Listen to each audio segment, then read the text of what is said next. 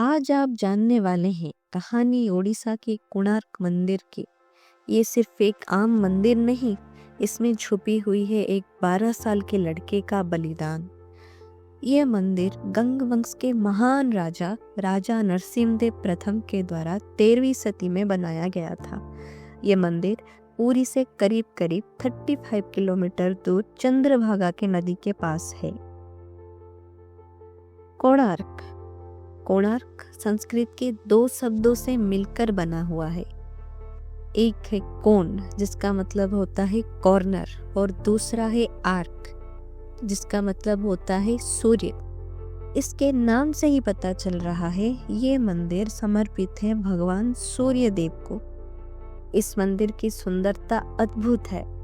जो कोई भी इस मंदिर को देखेगा इस मंदिर के पत्थरों में खो जाएगा, क्योंकि इस मंदिर के हर एक पत्थर में छुपी हुई है कला हमारे पूर्वजों का, जो दिन रात एक कर दिए थे इस मंदिर को बनाने में। ये मंदिर बनाया गया है सूर्य देव के रथ के आकार का, जिसमें है 12 पहिए और 7 घोड़े। ये 12 पहिए दर्शाते हैं बस के 12 महीने को, और 7 घड़े सप्ताह के 7 दिनों को। ये मंदिर बना हुआ है पत्थरों से, और इसकी हर एक पत्थर में बनी हुई है अद्भुत कारीगरी, जो कि कोई रंग से नहीं बल्कि पत्थरों की निकाशी कर कर बनाया गया है। तो आइए जानते हैं इस मंदिर की अद्भुत कहानी के बारे में। राजा नरसिम्हदेव प्रथम ने इस मंदिर को बनाने के लिए 1200 कारीगरों को बुलाया था, जिसमें मुख्य कारीगर थे बिसु महाराणा जी।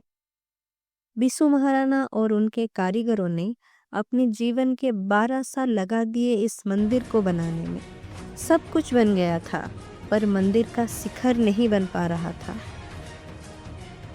बहुत समय बीत गया, पर कोई भी कारीगर इस मंदिर के शिखर को नहीं बना पा रहा था। समय बीतता गया। राजा एक दिन बहुत क्रोधित हो गए और आदेश दिया, अगर कल सूर्य उदय से पहले ये मंदिर का शिखर नहीं बना तो सभी कारीगरों को मृत्यु दंड दिया जाएगा। चारों तरफ सन्नाटा छा गया। सबके अंदर डर का माहौल घर कर गया, पर वो कर भी क्या सकते थे। किसी के पास भी मंदिर का शिखर का समाधान नहीं था। इसीलिए सबने अपनी किस्मत को स्वीकार कर लिया और उगते सूरज के साथ अपनी मौत को गले लगाने के लिए तैयार हो गए। फिर हुआ चमत्कार। उस डरावनी रात में कारीगरों के पास आया एक 12 साल का लड़का, जो हाथ में लिया हुआ था कुछ फल, और वो ढूंढ रहा था कारीगरों के मुखिया बिसु महाराणा जी को। जब वो बिसु महाराणा जी के पास पहुंचा, उसे बिसु महाराणा जी ने पहचान नहीं पाया, पर उसके हाथ में जो फल था उसको देखकर बिसु महाराणा जी के आंखें नम हो गई, क्योंकि वो फल उनके ही बगीचे का फल था। उन्होंने उस लड़के से पूछा, बेटा तू कौन है? हमारे गांव का है क्या? क्योंकि ये फल मेरे बगीचे का है। ये सुनकर उस लड़के ने बोला, पिताजी मैं आपका ही बेटा हूँ, धर्मपद। ये सुनकर बिसु महाराणा जी रोने लगे। धर्मपद को गले से लगाया और पूछा, तू इतनी दूर कैसे आ गया? बिसु महाराणा जी ने जब अपना घर छोड़ा था, तब उनकी पत्नी गर्भवती थी।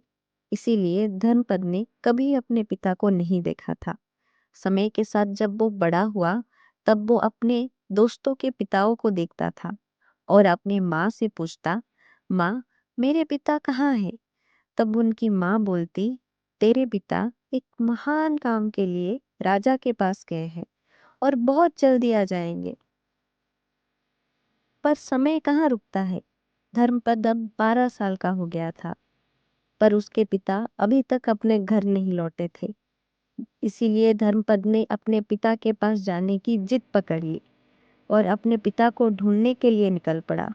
तब माँ ने उसके हाथों में अपने बगीचे का कुछ फल दिया था और बोला था, इसे देखकर तेरे पिता तुझे जरूर पहचान लेंगे।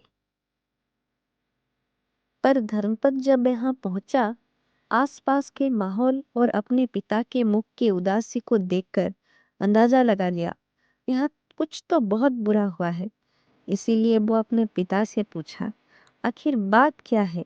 सब इतने डरे डरे और उदास क्यों हैं?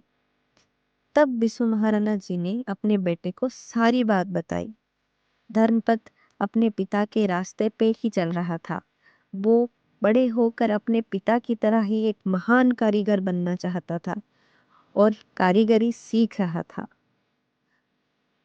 धर्मपद ने जब अपने पिता से ये सब सुना, उसने तय कर लिया, वो अपने पिता और 1200 कारीगरों की जान जाने नहीं देगा।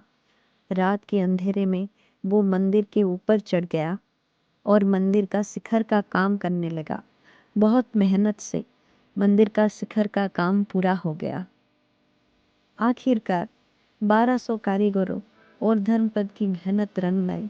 मंदिर अभी पूरी तरह बनकर तैयार था। एक ऐसा भव्य मंदिर जिसका कभी किसी ने कल्पना ना किया हो, वो मंदिर अभी पूरी बनकर तैयार हो गया था। सब आश्चर्यचकित हो गए इस 12 साल के लड़के का काम देखकर। जो 1200 कारीगरों ने इतने समय से नहीं कर पाया, वो इस 12 साल के लड़के ने एक ही रात में कर दिखाया था। सभी कारीगर बहुत खुश हुए और धर्मपद को वाहवाही दी। पर कहानी यहाँ खत्म नहीं होती। उन 1200 कारीगरों में से कुछ कारीगरों ने ये बोला, मंदिर तो पूरा हो गया, पर जब राजा को पता चलेगा जो 1200 कारीगरों ने इतने समय से नहीं कर पाया, वो एक 12 साल के लड़के ने एक ही रात में कर दिखाया, तब क्या राजा हमें जिंदा रहने देगा? फिर से इस सोच में सभी चिंतित हो गए। फिर सारे कारीगरों ने मिलकर बिशु महाराणा जी के पास गए और उनसे पूछा, किसका बलि देना चाहोगे आप? 1200 कारीगरों की या अपने इकलौते पुत्र की? ये सवाल सुन के बिशु महाराणा जी चकित रह गए। वो कुछ सोच नहीं पाए, क्योंकि सवाल ही कुछ ऐसा खड़ा हो गया था जिसका जवाब उनके पास नहीं था। वो मानो जैसे अंदर से टूट गए हैं। उनके पास थे धर्मपद। उसने जब ये सब सुना, उसने एक पल भी सोचने में नहीं गवाया और मंदिर के शिखर पे चढ़ गया। उस समय सूर्य उदय होने ही वाली थी। उसके माथे में एक सिकन तक नहीं था। वो मुस्कुराते हुए शिखर से चंद्रभागा के सागर में छलांग लगा दी और अपनी जान दे दी। पर उसके याद में कोणार्क आज भी खड़ा है।